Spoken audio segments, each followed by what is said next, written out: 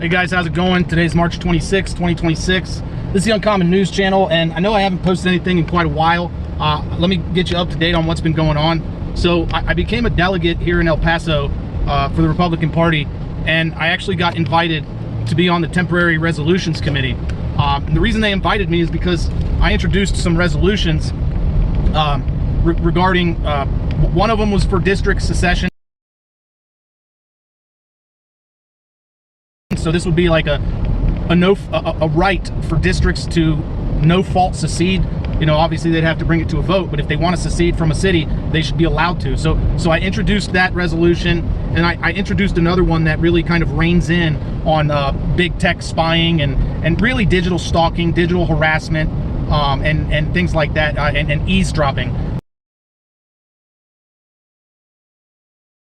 So, you know, I made very specific targets to amend TRIAGA. It's the transparency on AI law that passed in Texas.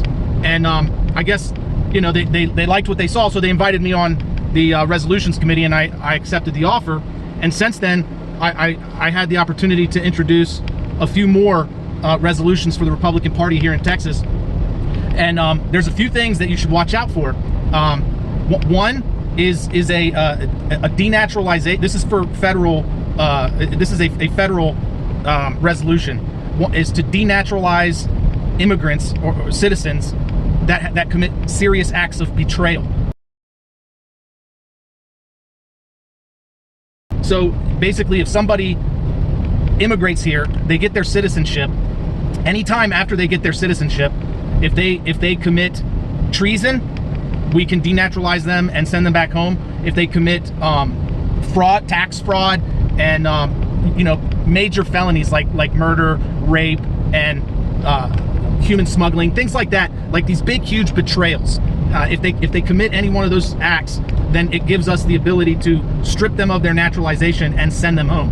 And it's retroactive. That's what and it passed the resolution committee. So if it goes up to the federal government, somebody runs with it there, and it gets added to the immigration enforcement laws, then we would be able to denaturalize people that have been here for a while. And right now, the way it is, they can really only denaturalize people that committed fraud on their application, or if they commit an act of treason within the first 5 years of being naturalized. So, you know, after 5 years and 1 day, if they commit treason against the United States, they get to stay here. Yeah, it doesn't make any sense. So I said, no, enough with the, you know, enough with the 5-year nonsense. There should be more reasons that we can strip them of their naturalization. You know, if they betray us or commit like serious crimes. So I introduced that. It passed. And a really important one is a Bill of Rights guarantee for Texas. So this would be an amendment to the Texas Constitution, Article 1, Section 29. So this would be 29A and B.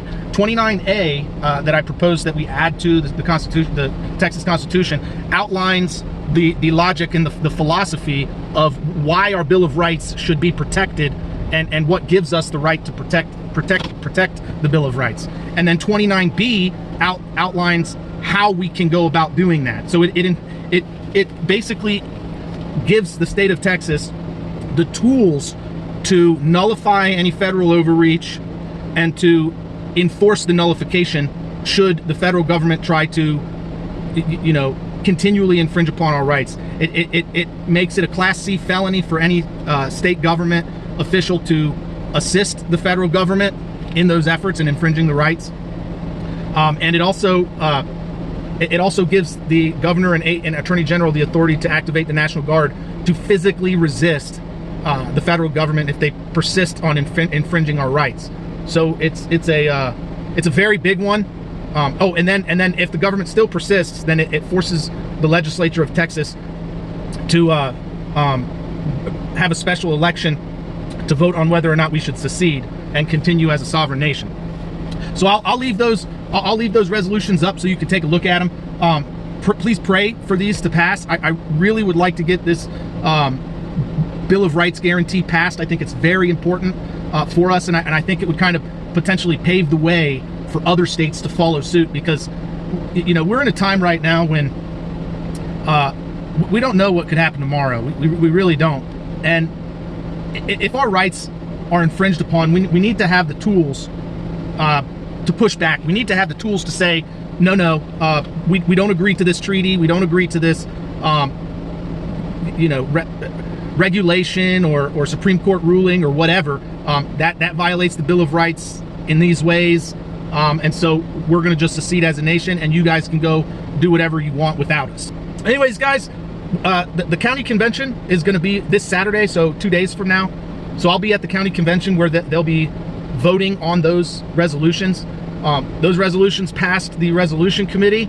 So that's step 2. They passed the precinct convention, they passed the resolution committee, and now it's up to the county convention. If they pass the county convention, then it goes up to the state convention, which is the final one. And if it passes the state convention, then they'll officially be on the Republican Party platform for Republican Party of Texas. So please pray for those resolutions. I'll leave screenshots for you to take a look at them. And thanks for listening. Thanks for watching. And as always, don't forget to help out your neighbors.